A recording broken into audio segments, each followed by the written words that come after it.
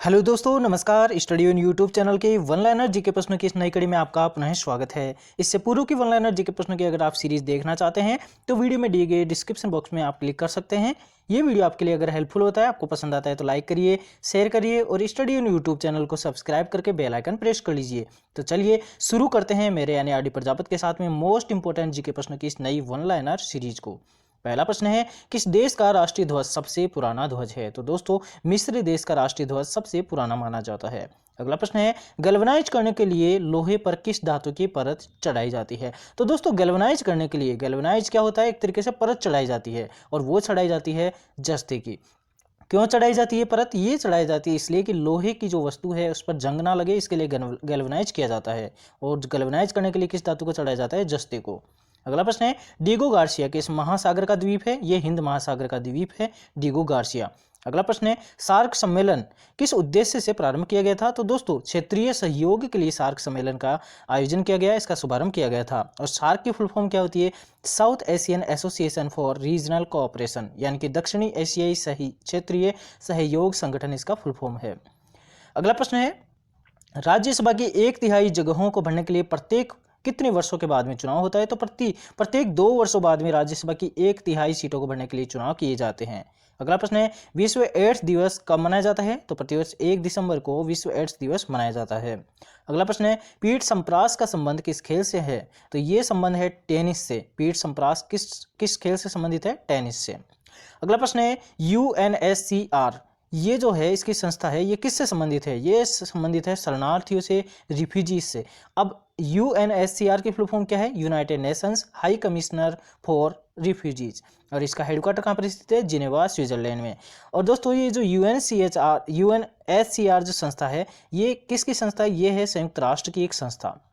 अगला प्रश्न है, कावेरी जल विवाद जो है किन राज्यों के बीच में है? तो तमिलनाडु और कर्नाटक के मध्य विवाद चल रहा है, कावेरी जल विवाद। अगला प्रश्न है, अंतर्राष्ट्रीय कोर्ट ऑफ जस्टिस का प्रथम न्यायाधीश कौन था? तो ये थे नागेंद्र सिंह, जो कि अंतर्राष्ट्रीय कोर्ट ऑफ जस्टिस के प्रथम भारतीय न्यायाधीश थे। अगला प्रश्न है, कुतुब मीनार को किसने पूरा करवाया था? तो इल्तुतमिश ने पूरा करवाया था कुतुब मीनार को। और शुरू किसने किया था इसको शुरू किया था कुतुबुद्दीन ऐबक ने। अगला प्रश्न है, आवेश की मात्रा का मात्रक क्या होता है? तो आवेश की मात्रा जो होती है उसके मात्रक होता है एमकेएस पद्धति में एम्पियर सेकंड, और एसआई पद्धति में क्या होता है? आवेश का मात्रक गुलाम। अगला प्रश्न है, भारतीय सेना का नया आधार गीत क्या है? मेरा भारत महान भारतीय सेना का नया आधार गीत है। अगला प्रश्न है, the making of the Mahatma Gandhi film के निर्देशक कौन है? तो Shyam Benegal the making of the Mahatma Gandhi film के निर्देशक हैं। अगला प्रश्न है, इब्तादारी व्यवस्था की शुरुआत किसने की थी? तो इल्तुतमिश के द्वारा इब्तादारी व्यवस्था की शुरुआत की गई थी।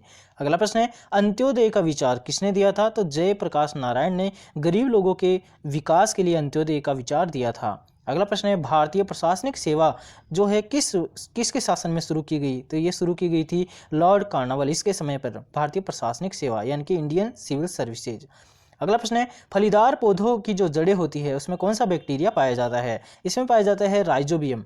अगला प्रश्न है, आयरन की कमी से शरीर में कौन सा रोग होता है? तो आयरन का है लौह तत्व है, और ये क्या कहाँ पाया जाता है? खून में। अगर इसकी कमी हो गई इट मीन्स कि एनीमिया हो गया, यानी कि खून की कमी हो गई। तो आयरन की कमी से क्या हो जाता है? एनीमिया हो जाता है।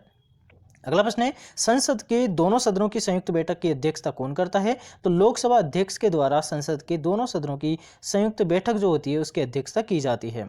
अगला प्रश्न है, पश्चिमी घाट किस नाम से जानी जाती है? तो दोस्तों, पश्चिमी घाट यानी कि पश्चिमी क्षेत्र में जो पर्वत श्रृंखलाएं हैं वो सह्याद्री के नाम से भी जानी जाती है। अगला प्रश्न है, नेपोलियन बोनापार्ट कहाँ का निवासी था? तो नेपोलियन बोनापार्ट फ्रांस का निवासी था। अगला प्रश्न है, अंत्योदय कार्यक्रम का मुख्य उद्देश्य क्या है? तो अंत्योदय कार्यक्रम जो है उसका मुख्य उद्देश्य है अत्यधिक गरीबों का विकास करना। अगला प्रश्न है, हेमावती किस नदी की सहायक नदी है? तो कावेरी की सहायक नदी है हेमावती।